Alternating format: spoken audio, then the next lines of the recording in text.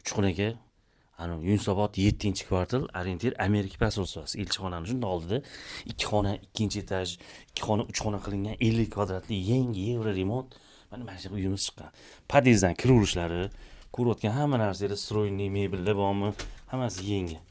Mana bu yoq mana vanna, kirib yuvadigan mashina, hamma narsalar bor. Mana bu yog'imiz mana hojatxona. Bu yog'imiz mana spalni, konditsioner, televizor, hamma narsa bunaqa oppoq momiq gilamlar ham bor. Endi bu yerdan sekin chiqamiz. Mamutimiz mana zal, ko'rib turganinglardek juda shinam. Mana bu yog'imiz 3-xona mana. 2 xona, 3 xona qilingan deymiz-ku. O'sha yerda ham bitta ko'ringlar mana. Oshxonaning joyini mana detskiy xona qilib olgan. Balkon 1,5 ga 6. Kuxonniy mebellari mana. Xullas shunday kirasizlar, yashaysizlar. Uyimiz yangi remont, go'zal, chiroyli, bir boshqacha uy chiqibdi ana. Dekor panellar, bu yerda ham konditsioner. Xullas, narxini egalari necha pul dedi, esimdan ham chiqib qoldi.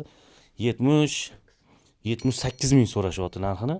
Harakatni qilinglar, mana shunday olib yashaysizlar yoki shunday olib $500, $600 ijara qo'yib yuborasizlar. Pastki nomerga qo'yinglar, tamom.